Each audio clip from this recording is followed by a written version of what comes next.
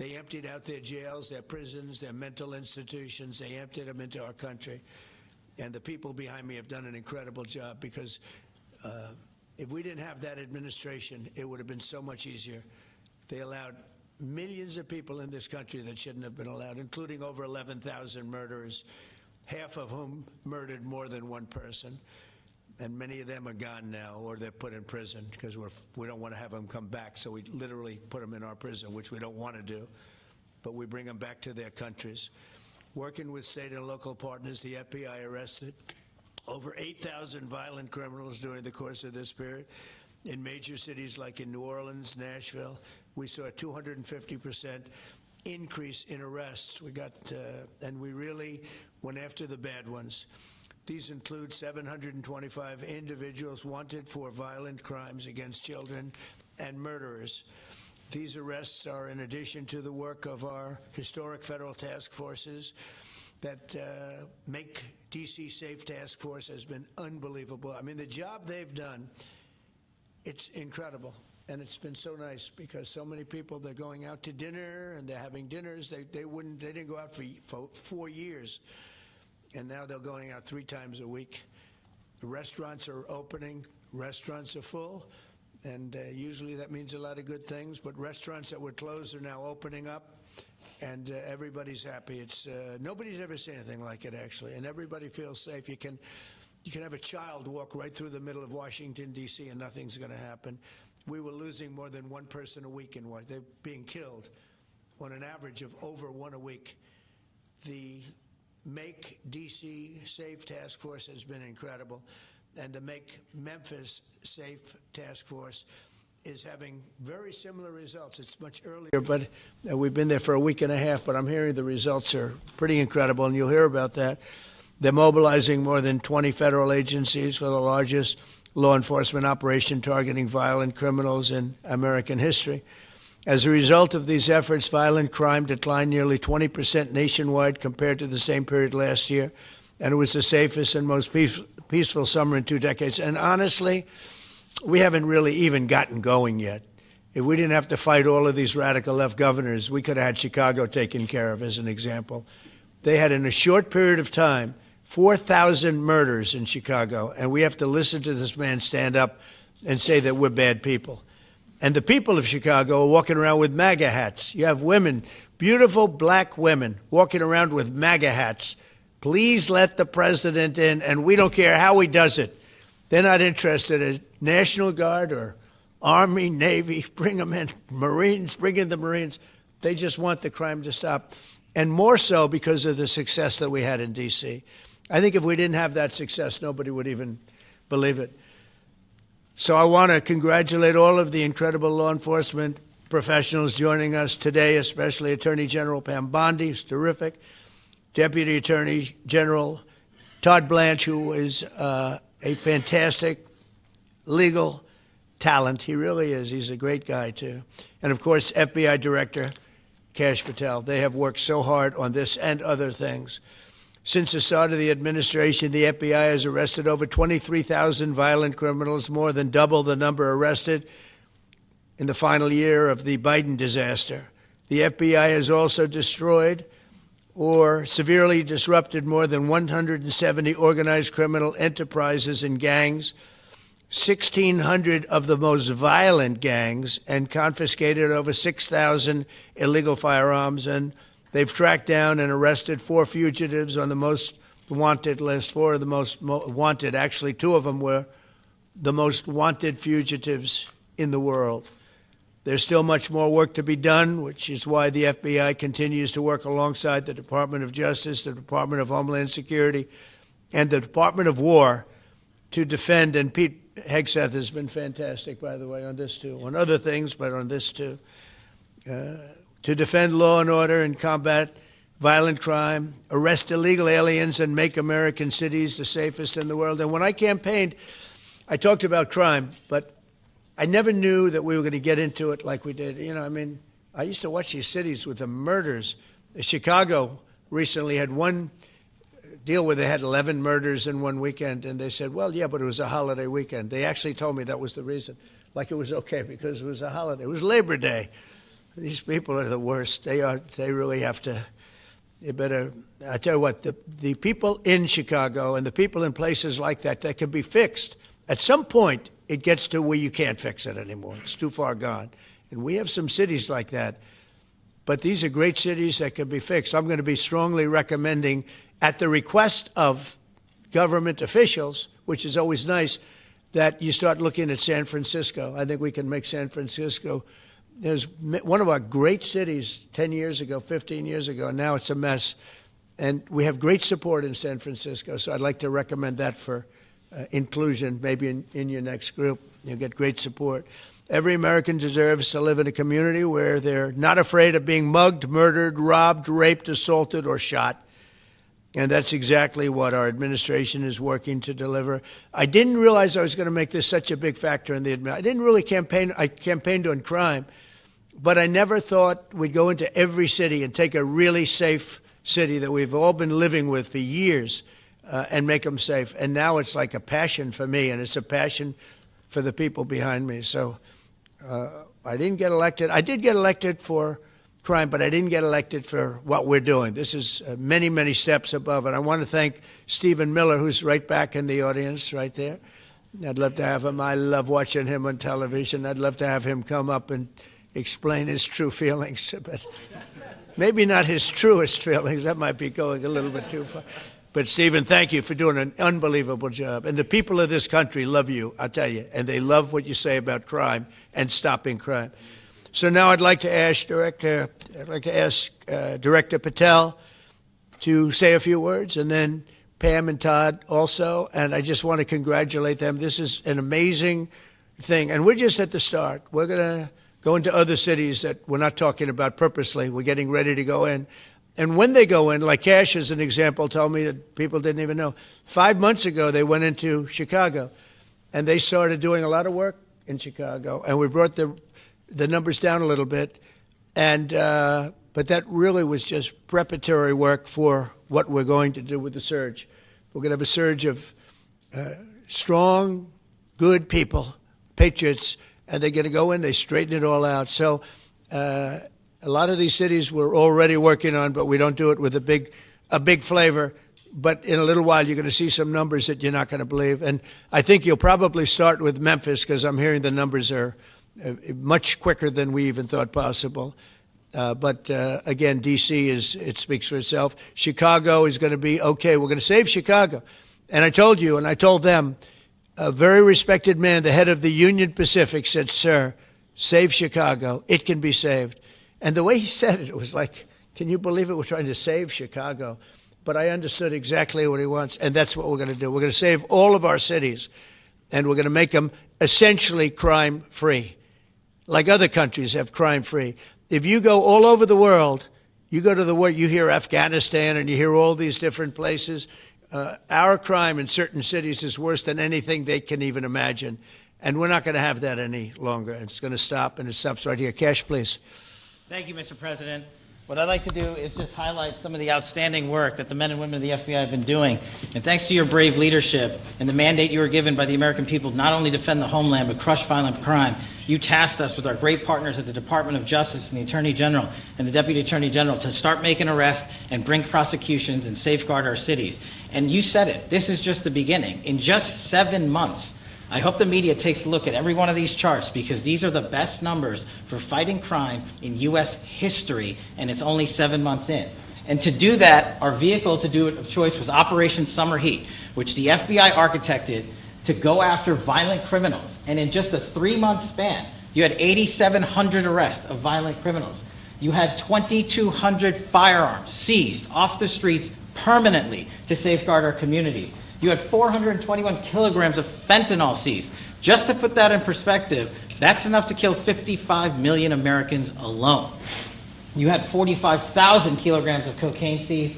And thanks to our Department of Justice partners, you had 2,100 indictments in 3 months, from June to September alone. Mr. President, that in and of itself would be historic for a 4-year presidency. You did that in 7 months because you let good cops be cops, and you partnered us with the right people at the Department of Justice to put the handcuffs on and bring them to court and put them in prison. And if that weren't enough, when you look at the year, for the entire 7-month period that we're talking about here. If you look at the past 4 years of the Biden administration, 16,000, 17,000, 15,000, 15,000. That's the number of arrests year over year of violent felons in this country for the Biden administration. Mr. President, in 7 months, you have 28,600 arrests of violent felons in just 7 months alone because of your leadership and the dedication of the men and women at the FBI who want to go out there and do the job they were prevented from doing because that department used to be weaponized and politicized. And this is what happens when you take out the fangs of weaponization. This number is historic by every metric. 28,000 people have been arrested, violent felons alone. And then when you go over there and look at some of these charts, if you don't mind, I'll just hop over here. Look at the metrics for not just violent crime, but the homeland. Mr. President, during your administration, the FBI has found and located 5,400 children. That is a 30% increase year to date over the last administration. Violent crimes against children arrests alone are up 10%. Gang arrests are up 210% in the last 7 months alone. And transnational organized crime, which Stephen Miller has been a great partner in, is up over 12% alone. These numbers are historic just as a snapshot. But just so people don't think we're focusing on violent crime alone, the national security mission, Mr. President, under your leadership has never been stronger. We have gone after espionage activities against our main counterparts in China, Russia, and Iran. In China alone, we've had over a 50% increase in espionage arrests alone and prosecutions. In Iran, we have had a 50% increase, again, in espionage cases. And in Russia, we've had a 33% increase in espionage cases alone. When it comes to counterterrorism, year to date, we have 125 arrests this year versus 100 last year, year to date alone. And when it comes to the cyber criminal activities, which are some of the largest enterprises plaguing everyday Americans, we at the FBI have put out a mission to go after cyber criminals like never before. Last year, they had in total 191. This year, you already have 252 arrests. 52 arrests of violent cyber criminals who are stealing from senior citizens, who are violating our children's rights and freedoms, and who are violating everyday Americans. These programs are record. And two of the things I'll finish with that I'm most proud of, Mr. President, this FBI. Fentanyl. As you know, it's a scourge that is killing our youth, 100,000 plus a year. To date, the FBI has seized 1,900 kilograms of fentanyl. That's enough lethal doses to kill 127 million Americans alone. To date. And if that weren't enough, Mr. President, you said we have to go after the worst of the worst. And you empowered our Department of Justice, our Attorney General, our Deputy Attorney General, and the Deputy Director at the FBI, led the charge, not just on summer heat, but he also led the charge in the FBI's 10 most wanted fugitives. These people have been on the run for years. And in 7 months, you captured not one, not two, not three, but 4 of the FBI's most top 10 fugitives. 4. And just to put that in perspective, Mr. President, the Biden administration captured 4 in all of 4 years. You're on 7, and we're going to get to 10. We're going to get to 10 of 10. This includes a lady who murdered her 6-year-old handicapped child and fled to India. We got her in 2 months. This includes a narco trafficker. This includes a sex trafficker. This includes another first-degree murderer and gangbanger. These people were on the run because of the prior administration's reckless policies that destroyed our communities, and you came in and with a mandate said, go after the worst of the worst. This is just the beginning. This is what happens when you let good cops be good cops at the FBI. Mr. President, I just want to thank you for your incredible leadership, our brave partnership with prosecutors who know how to bring cases and make sure these arrests stick. And that's what the Attorney General and the Deputy Attorney General have led the charge across this country, because arrests without prosecutions are meaningless. We are deterring criminals from doing this activity. We are preventing criminals from coming into America, and we are absolutely crushing violent crime like never before and defending this homeland, sir. And not to mention, I almost forgot this one, it took you, sir, 2 weeks to get the Abbey Gate bomber. Joe Biden had 4 years to look for him. You got him in 2 weeks, thanks to the interagency effort by the FBI and the CIA, went to Pakistan, and now 13 brave warriors who were senselessly murdered because of the disastrous Afghanistan withdrawal. They have justice, their families have a peace of mind, and we're going to continue to find the others, Mr. President. On behalf of the FBI, sir, I just want to thank you. Thank you very much, Chris. Great job. Very good. Very impressive. Ken, would you like to say? President Trump, the men and women of law enforcement say 2 things to me repeatedly. First, you have taken the handcuffs off them and let them do their jobs, and you let cops be cops. That's why all this is happening. The director, the deputy director are working around the clock. All of these great men and women in the FBI, they have families at home, and they are working during a government shutdown right now. Many of them have small children. Many of them, I was talking to an agent this morning, many of them have babies at home, and they are working around the clock to not only keep our country, but our world safe. And that's what Operation Summer Heat did. Thank you, Director, and to the Deputy Director for everything you did on behalf of the Department of Justice, and you're going to continue to keep doing. And they set the stage for what we're doing in Memphis. You're going to hear a lot more about that, our joint task force next week, but they set the stage for Memphis. And last night alone in Memphis, there were almost 70 arrests. There were 12 guns seized.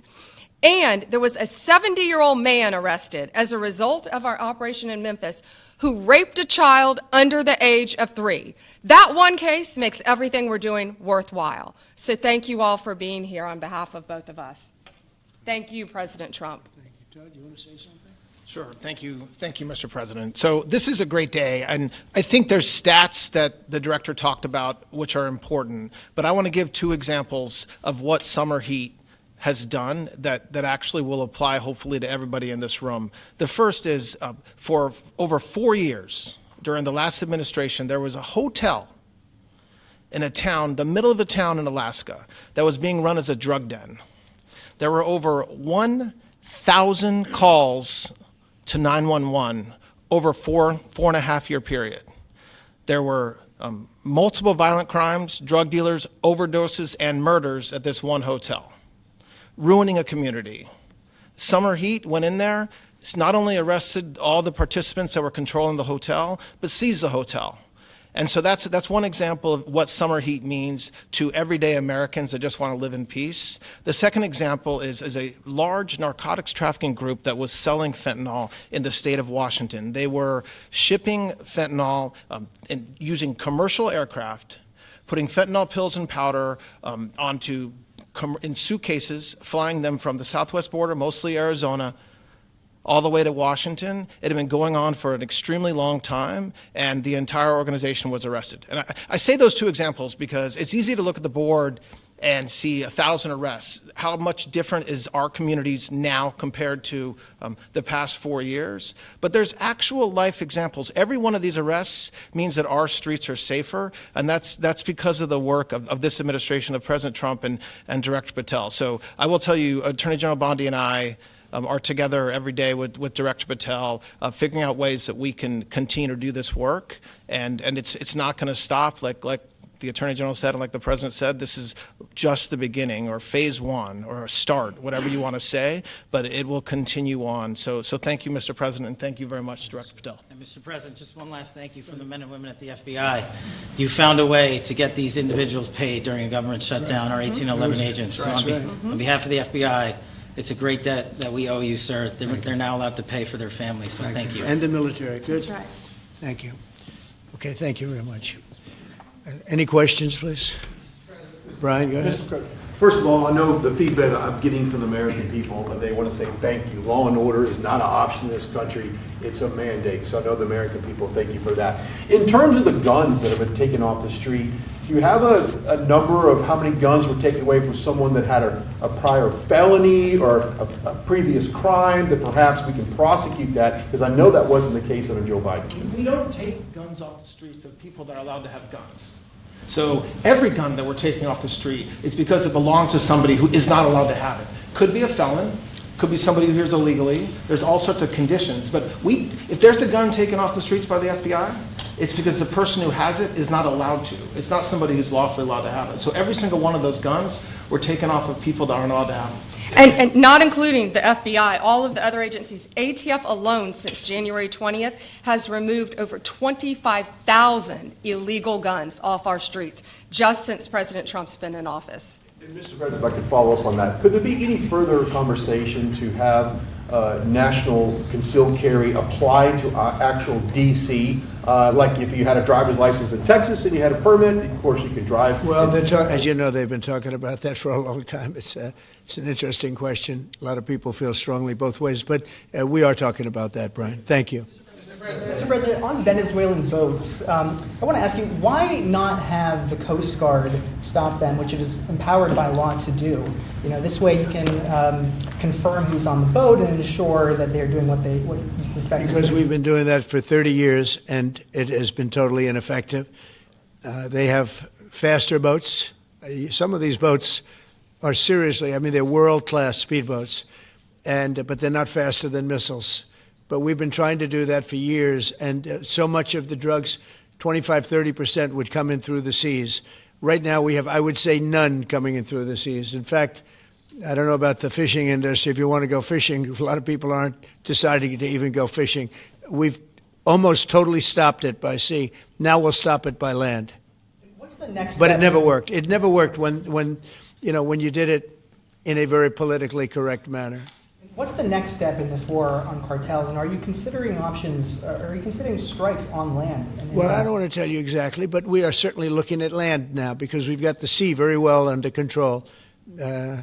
We've had a couple of days where there isn't a boat to be found.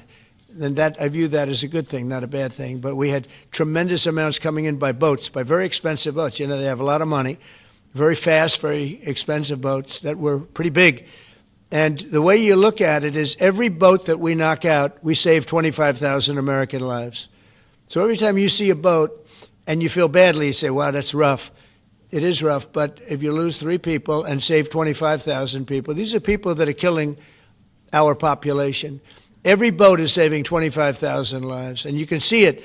The boats get hit, and you see that fentanyl all over the ocean. It's like floating in bags. It's all over the place, and it's a tremendous. We're saving tremendous amounts of lives. Yeah, Mr. President, on that issue. I know you've talked about, I have a question for you, and then I also have a question for Director Patel. I know you talked about having some distaste for Boston recently. Is this one of the cities that you might be looking into, and can you give us a hint about other cities that you might be You're sending saying for federal where? funds? For where? For Boston. Yeah, well, Boston has a bad mayor who at least is a reasonable IQ person. Most of them are low IQ. But, and they're so bad. What's going on in Chicago is just, you'd think the guy would say, hey, look, we have a problem, Mr. President. Could you come in and straighten it out? We could have that done in a month if we had their cooperation.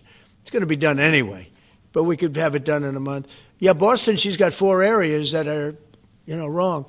And, somebody said, would we think about taking the World Cup away from Boston if they don't straighten it out? And the answer is yes. We have the right to do that with FIFA.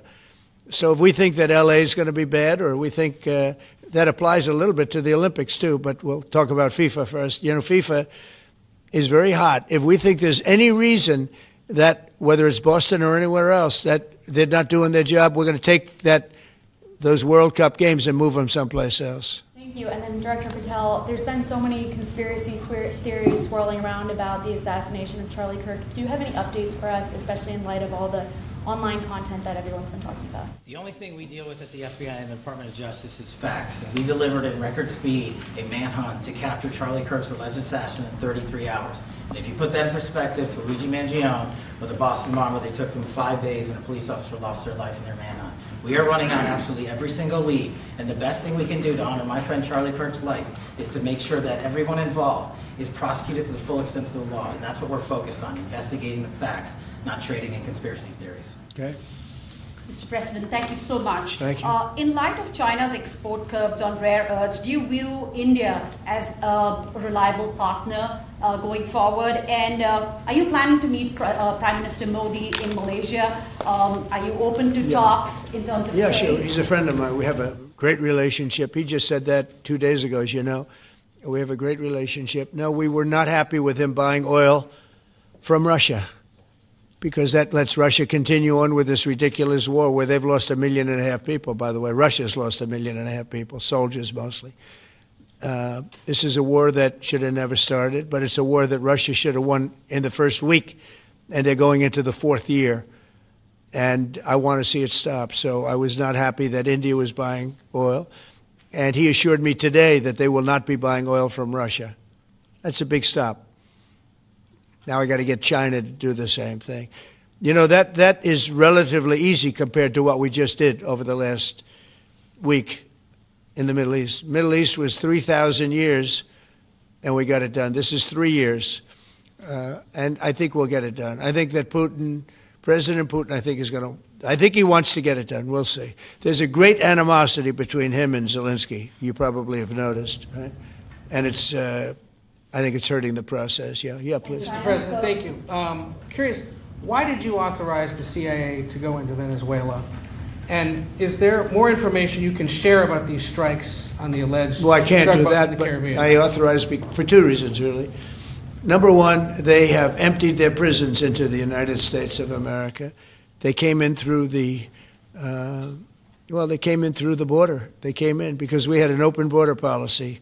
And as soon as I heard that, I said, a lot of these countries, they're not the only country, but they're the worst abuser. And they've entered they've allowed thousands and thousands of prisoners, people from mental institutions, insane asylums, emptied out into the United States. We're bringing them back, but that's a really bad, and they did it at a level that probably not, many countries have done it, but not like Venezuela. They were down and dirty. And the other thing are drugs. We have a lot of drugs coming in from Venezuela.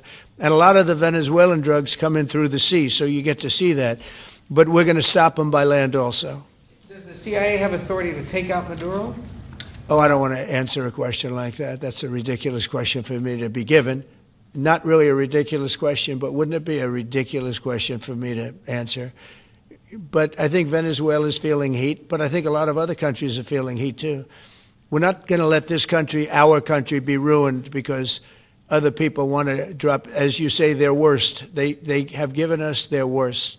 They've loaded up our country with prisoners, with mentally ill people that are seriously ill, criminally ill, and we're not going to take it. And so, I mean, it's just one of those things. And I can tell you, we've taken care of the sea. There's nobody, and we're watching. We're watching. And if we see it, we'll save it. Yeah, please. On the ships, though, sir, there are Republicans and Democrats up on the Hill concerned that in the briefings they've gotten about those attacks, they're not necessarily getting information about who was on them and what exactly was on those ships. Can you ensure that at but least they are lawmakers given will be told that? information that they were loaded up with drugs, and that's the thing that matters. When they're loaded up with drugs, they're fair game. And every one of those ships they're not ships, they're boats, they're speedboats. They're extremely fast, record-setting type speedboats that cost a lot of money, and they have a lot of money because they're drug sellers. But they know one thing, and they all have the same thing in common. There's drug dust. They call it drug dust. They call it fentanyl dust all over the boat after those bombs go off. And you can take along. Attack them, though, that there are We know before. We know when they go out. We know we have much information about each boat that goes out. Deep, strong information. Yeah, please. Sir, you're going to have Volodymyr Zelensky here this week. What is your message at this stage of the war for him? And shy of tomahawks... To who is that? For Zelensky. Yeah. And shy of tomahawks for Ukraine. Are you considering other options, and will you speak with Vladimir Putin about No, we're looking at other options. We are. President Zelensky's coming in. I'm not a fan of the war. I'm not a fan of the way it started. It should have never happened. It wouldn't have started if I were president. The election was rigged. And because of that, we lost a lot of lives have been lost because of that war. Not American lives, but if I can save a lot of lives, that's why I'm in it. I want to save lives. I've had 8 wars. The Prime Minister of Pakistan got up the other day, said so beautifully, he says, you saved millions of lives. He told that to a group of people right in this office. He said the president saved millions of lives. And I think what he's referring to is the fact that that would have been with India, nuclear war. That was getting very close. 7 planes, they don't talk about it, but 7 aircraft were shot down. In fact, we have the new ambassador to India right here. They're well represented. You better represent us, not them, okay? Yeah. But Sergio's going to do a great job. He's going to do a great job. But, no, we'll be talking about the war with him, and we'll be talking about, they want to go offensive. I'll make a determination on that, but they would like to go offensive, you know that, and we'll have to make a determination. Given you have the FBI Director and Attorney General here today, Jim Jordan has asked Jack Smith to appear in front of the House Judiciary. You mean deranged, Jack? He's a deranged individual, yeah? He's asked him to... Well, they should. I'm surprised it takes so long. We're talking about violent crime. What about the crime against a political opponent. That's what we have to talk about, Mr. Jordan too. would like to understand the full extent to which the Biden-Harris Justice Department weaponized federal law enforcement. What do you think the committee will find out, Mr. Smith? I think it was the worst weaponization of a political opponent in the history of the world, let alone this country. And I hope that everybody's, they're involved in it. I'm not. I'm the one that had to suffer through it and ultimately win. But what they did was criminal. Deranged Jack Smith, in my opinion, is a criminal. And I noticed his interviewer was, I think that was Weissman. And I hope they're going to look into Weissman, too. Weissman's a bad guy. And he had somebody in Lisa, who was his puppet, worked in the office really as the top person. And I think that she should be looked at very strongly. There was tremendous criminal activity having to do. If we don't have fair elections in this country, we're not going to have a country. And I've said it from the beginning, fair elections and borders. And we need also fair press, because if you don't have fair press, it's very tough. And we've got the strongest border of anybody. Nobody has a border. We have a border where the numbers just came out again. You saw 0 people came in illegally. Now, we do take people into our country legally, but 0 people. But, you're talking about a different subject. You're talking about political crime. They have committed massive political crime.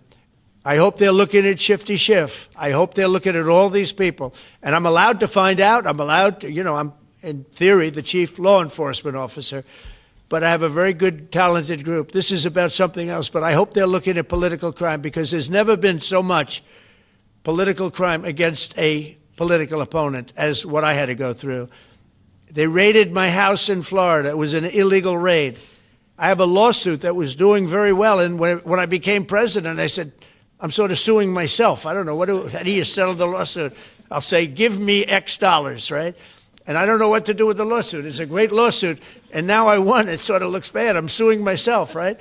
So I don't know. But that was a lawsuit that was very strong, very powerful. They raided illegally my house in Florida, Mar-a-Lago.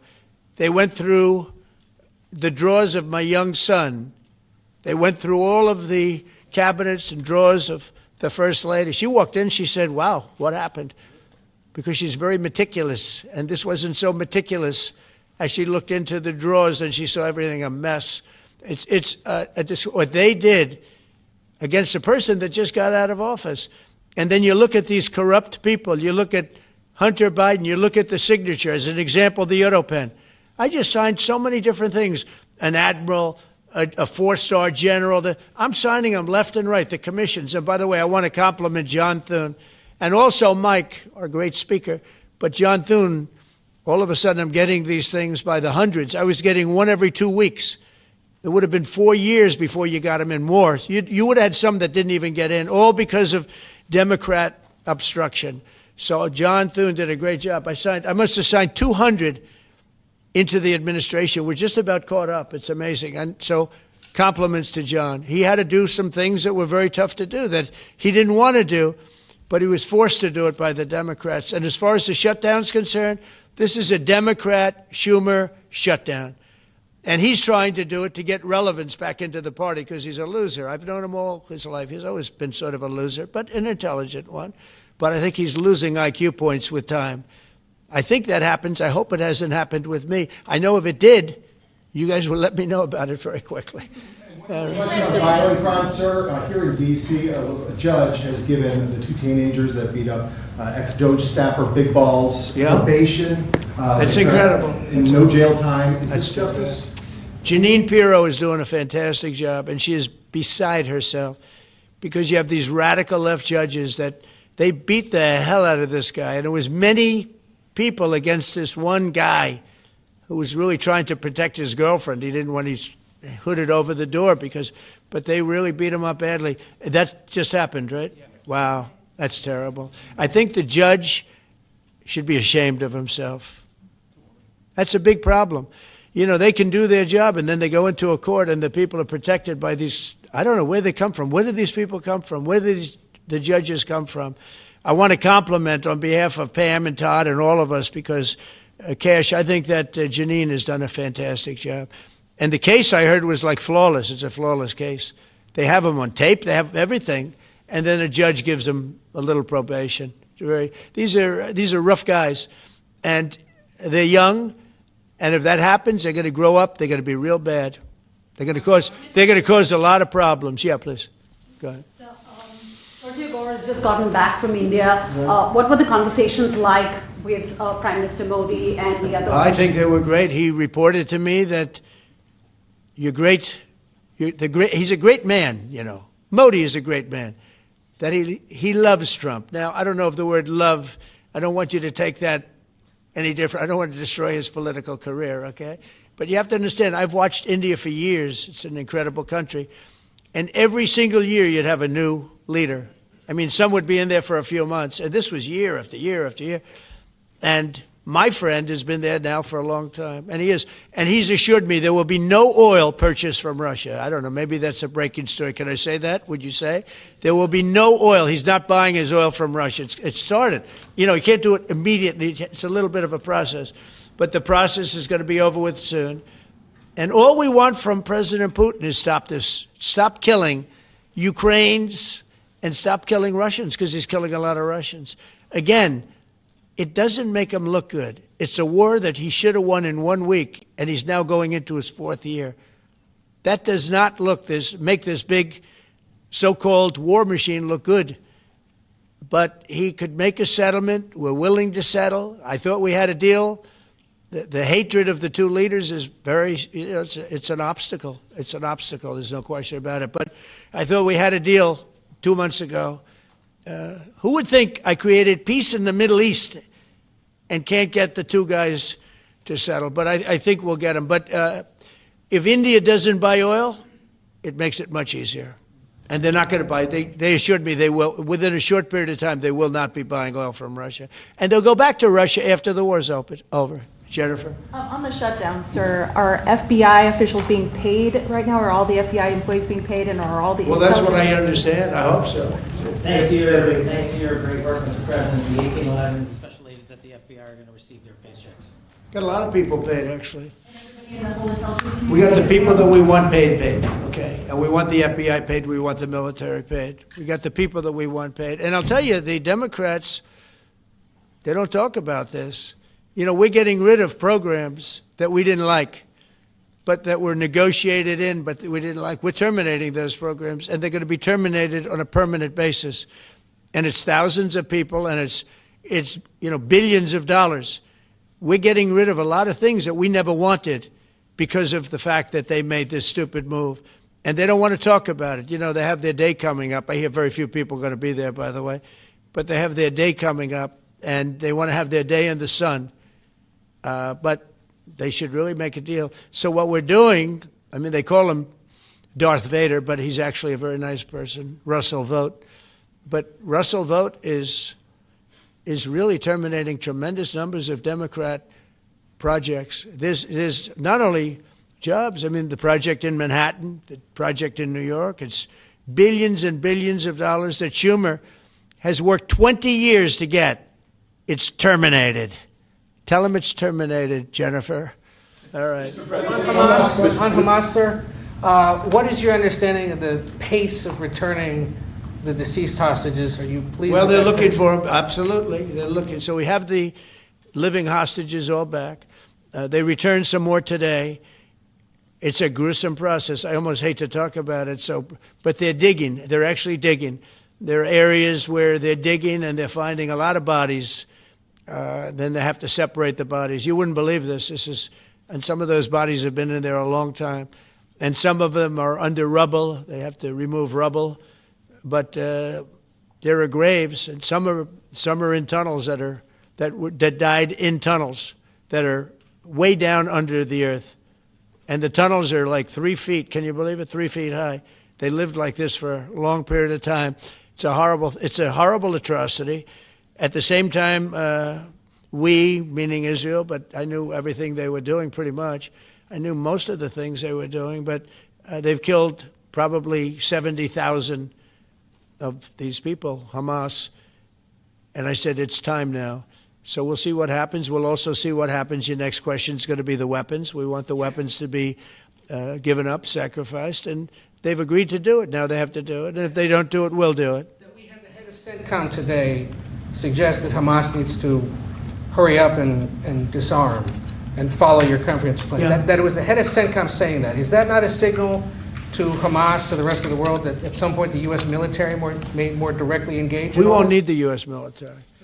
We won't need it. We're Why not going just to, well, yield? because we're very much involved in it. If we weren't involved, there wouldn't be peace.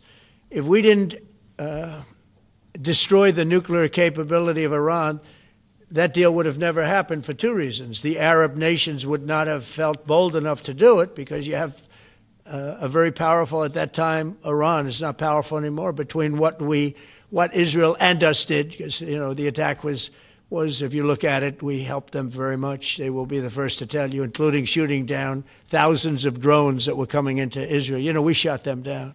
We were shooting them down like it was target practice, but we shot down thousands of drones and missiles also going into Israel. But between what we did to Iran that way with the, you know, conventional, we will call it, and what see that beautiful plane, that B-2, I noticed it on the desk.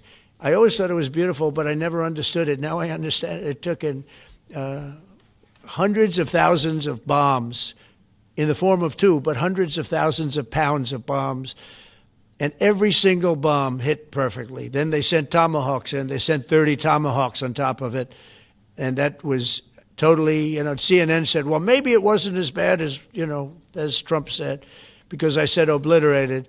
Obliterated is not a strong enough word, actually. And you saw the Atomic Energy Commission came out and said the word obliteration is very, very, think of it. They came in under potential fire. They entered Iran airspace late at night, in the dark, no moon. The moon was low for a reason. What time we picked it. You couldn't see anything. And they hit every target, and they weren't hit. Nobody saw that plane. That plane is stealth. Nobody saw it. The problem with that is it may be stealth today, but tomorrow it won't be. And we just ordered about 20 brand new B-2 bombers. It's unbelievable as a weapon. I know Putin, when I was riding with him in Alaska, we passed a lot of them. And he said, that really did the trick. I said, yeah, it did. It's amazing. The flying wing. But you still see no reason for the U.S. military to get involved in Gaza? No, I don't see that. No, I think we're going to handle it very well. We'll be helping Israel. But we have other countries that are now. You know, we signed, many countries signed. And many of those countries relatively are very strong military powers. And Hamas has no support. See, Hamas had the support of Iran. And now Iran says, don't get us involved. The last time they got them involved didn't work out too well. So they used to have the support of Iran. Today, Iran they're trying to survive. You know, when I heard the reports 2 weeks ago, Iran's looking to build a nuclear weapon, I said, don't worry about it. They got a lot of things they want to do before nuclear weapons. I said, the last thing they want to do is a nuclear weapon. It didn't work out. And if they did a nuclear weapon before they got even close, that site would be attacked and it would be wiped out. Yeah. Mr. President, you're meeting with President Xi in a few weeks. Yeah. If you can't come to an agreement or a deal at that meeting, are we in for a sustained trade war with China? Well, you're in one now. Look, we have 100% tariff. If we didn't have tariffs, we would be exposed as being a nothing. We would have no defense. You know, they've used tariffs on us, but we've never had anybody sitting in that chair that felt the need to do it. And they've allowed us to be $37 trillion in debt, et cetera, et cetera. Tariffs are a very important tool for our defense, for our national security. If we don't have tariffs, we're not going to have national security. As an example, if you look at Pakistan and Iran, I told them I was in the midst of negotiating a trade deal with Iran, and Pakistan was going to be in line. And because of tariffs, they all want to negotiate much differently. We were making a good deal. And then I heard that they're shooting at each other. And I said during one of my conversations, are you guys going to go to war? Two nuclear powers. We are thinking about, I said, here's the deal. You go to war, I'm going to put a 200% tariff. I'm going to stop you from doing any business in the United States. I said it to both of them. Within 24 hours, the war ended. That would have been a nuclear war. And again, the Prime Minister of Pakistan, who was here 2 weeks ago, said that man saved many millions of lives in front of a whole group of people because he thought it was going to be war. But when it came to war or having to pay massive tariffs, the tariffs overrode. That's why it's so important. Not only the money, we're taking in trillions of dollars, not only the money, the power to keep peace, the power to be used for good is enormous. But a lot of people didn't understand tariffs. It's also made us very rich. We have a big case coming up in the Supreme Court, and I will tell you, that's one of the most important cases in the history of our country. Because if we don't win that case, we will be a weakened, troubled, financial mess for many, many years to come. I don't even know if survivable is a good term. And if we do, we're going to be the most powerful economic country in the world. And all we're doing is using them as a defense against what took place for many years. China would charge us tariffs. It was incredible, but we weren't allowed to charge. And we're allowed to do whatever we want. We just had presidents that didn't want to do it for whatever reason. And it was nothing. But of the 8 wars, I was saying 7, of the 8 wars, I would say tariffs are directly responsible for me ending 6 of them, 5 or 6. Without the tariffs, you have wars raging all over the world. With the tariffs, other than Russia, we have no wars out there. And we've made a lot of good friends, too. Tariffs are so important to our national security. If we don't have tariffs, we don't have national security. Our country would suffer a level that, because they use so strongly on us. As an example, the European Union, they won't take our cars, they won't take our agriculture, they won't take anything, but they send their cars in, Mercedes, BMW, Volkswagen, by the millions. We don't send any cars. They don't take them. They were tariffing us out. Agricultural products, they don't take our agriculture. They want their farmers to do it. I understand that. But it was very unfair, and they were tariffing our product. They're keeping out by using tariffs. And we didn't use them, but I used them. And now we made one of the great deals with Europe. $650 billion they pay us. And we've evened it out. It's really a good thing to see. And you have to understand, they've all signed. Japan, South Korea. I mean, South Korea, $350 billion up front. Japan, $650 billion. And they've all agreed to it. They're all happy. But before, it was a total ripoff. And if we don't have the use of tariffs, we have no national security. This country will have no financial security, will not have national security.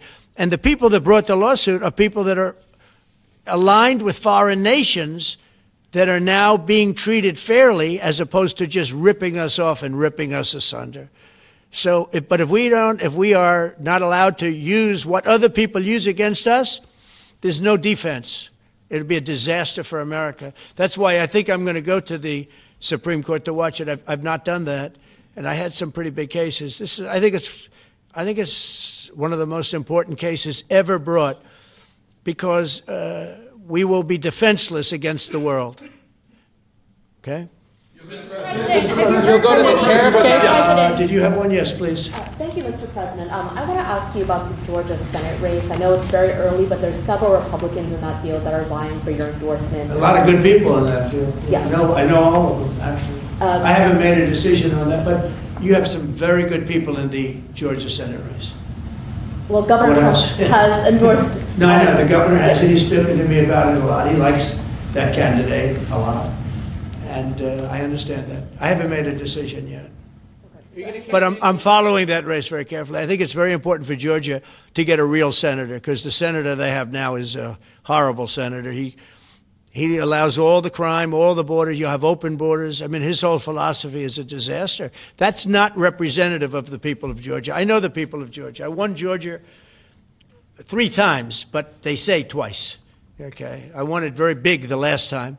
And I won it big the first time. And I won it big the second time, but we had criminals that didn't allow.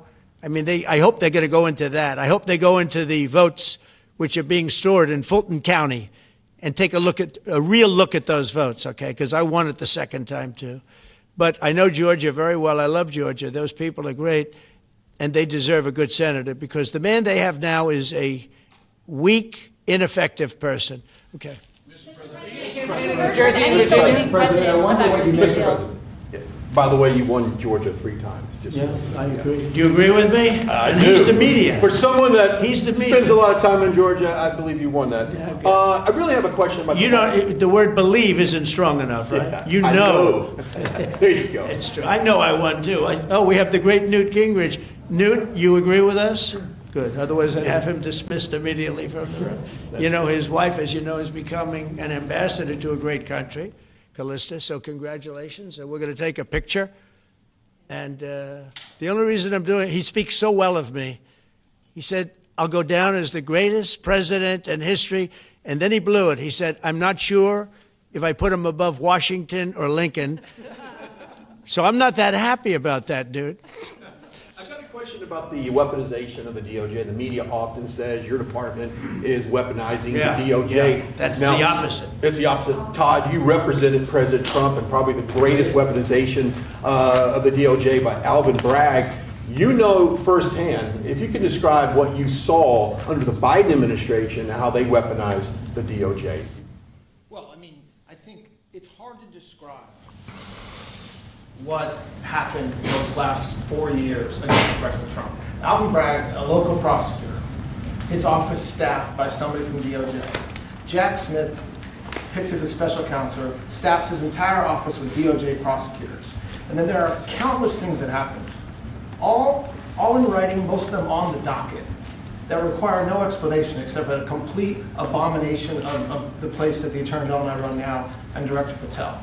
So when people talk about this department weaponizing, it's embarrassing. Because there's no scenario in which you can look at what we're doing, restoring justice, doing the right thing in every single case, and say that that's weaponization, and yet remain eerily silent about what happened for the past 3 years. I mean, you read these articles and giggle, because it cannot be true that people really think that what they did to him, not once, not twice, I'm still counting 3, 4 times, but we're the ones that are weaponizing. So this man is not weaponizing the Department of Justice. We're not weaponizing the Department of Justice. It's the opposite. I mean, and also, nobody questions what I'm saying because it's true, because we all lived the past 4 years. So listen. They never want to bring up the details. But I watch the fake news, and he's weaponized. And he wants to send them to prison. He wants all this. They indicted me like 5 times. I took a mug shot. Who would have thought it turned out to my favor? Because it was a good shot. But I had to take a mug shot. It's right out there on the door. New York Post, front page of every paper in the world. I had a mug shot. They wanted to send me, nobody says that. They say, he's acting very, very tough. He's acting unfair. Let me tell you, if they've been nice to anybody, it's to those criminals, because they are so good having to do with all of the things we're talking about today with violent crime. But if anything, I think this Justice Department has been so respectful of the law, because the other Justice Department, with Rita or Lisa and all of that scum, real scum, what they did to the political opponent of a guy that has a seriously low IQ. Now, in his case, it was low based on his career, but it got real low, okay? It was descending rapidly. But what they did to go after his political opponent is legendary, worse than any third world country, banana republic. And what we're doing is nothing. Are you kidding? Nothing. They write stories. Why aren't they doing this? And we'll leave. I don't have to leave it up to them, but I choose to at this moment at least. But there's never been anybody treated in the history of politics. You know, they say the 2 worst treated presidents by the media, etc., was that man right there, the late, great Abraham Lincoln, and this guy right there, Andrew Jackson. They say Andrew Jackson was treated terribly. They give him number 1 and number 2, but that was before I came along, Newt. I say I have number 1 times 10. Nobody's been treated like I've been treated. And I did a great job. You know, we had a great first term. And we had one of the most successful economies in history, et cetera. I rebuilt the military. We did a tremendous amount. The last part, we had a horrible thing called COVID, and we handled that well. We made ventilators for nations all over the world. We did a great job. Probably never get credit for it. Look at the therapeutics, the Regeneron, all the different things, the vaccines, all the things we did. We did a great job, but we had to focus on that. But we had the best economy in the history of our country. We're blowing it away right now. Look at the stock market. It hit another all-time high today. That's 48 days out of the few days that I've served. 48 days have already hit record highs. And we have, maybe most importantly, the number, we have now, I was saying 17, it's over $18 trillion is being poured into our country. It's because of the election and because of tariffs. Without the tariffs, you wouldn't have probably 18 cents. It's because of the tariffs, because there are no tariffs if they build in our country. And they understand that. So we have medical companies coming over. We have the AI. We're dominating China in AI. Everybody said that's impossible. We're dominating. I'm letting these massive plants build their own electric generating plants. They're becoming utilities in addition to everything. Maybe they'll make more money with that. Who knows? But they're building their own electric because we have an old grid. You wouldn't be able to do that. And we're dominating China. We're dominating with AI, which seems to be the new big thing. That's the new internet. That's the new whatever. So we're very happy with the job we're doing. I'm very happy with the job they're doing. But when you tell me about attacking a political opponent, there's never been, and I'm a legitimate opponent. I watch my son. He's got the #1 best-selling book now. My son, Eric, is a wonderful kid. That guy spent so much time with subpoenas. He got more subpoenas than anybody in the history of our country. Think of it. And he's an innocent, good boy. He's a good kid. He's always been a good kid. All of my children are good. They went through hell. My children went through federal grand juries on a hoax. Think of it. You have Adam Schiff and Hillary Clinton and others make up a hoax and then wanting to so they know it's a hoax, and they go before the press, say Donald Trump Jr. will go to jail because of what he's done with Russia. I'll never forget, I get a call from my son, Don, and he said, Dad, I'm being accused of something with Russia. I don't know anything about Russia. He didn't know anything about it. Think of it, how bad they are. They say he'll go to prison for the rest of his life. He knew nothing about it. On a hoax, the Russian hoax, Russia hoax, on a story that they made up. And they made it up in order to explain why Hillary Clinton lost an election that she lost by pretty good numbers. The second one, actually the second one was even better, but the third one, this one was too big to rig. It was just too big to rig. They would have rigged. They tried to rig it. But think of it. They want to send my children to jail, but they were after Don in particular. I'll never forget Adam Shifty Schiff, a total crooked guy, lying in Congress, making up a phone conversation that I have with you, totally made up. Then when he heard it was taped, he wanted to disappear. And Nancy Pelosi went crazy because they wanted to impeach me based on the conversation that was made up. When they heard the tape, everybody, I won it unanimously in the Republican Party. I got every single vote, something that never happens, and I beat it. But think of it, they want to put my son in jail for something that they made up. So they know they made it up. And they say he will serve the rest of his life in prison. These are sick, bad people. And don't tell me about us going after them. If anything, we've been very, very soft. I wouldn't be that soft, I'll tell you that. Thank you very much, everybody.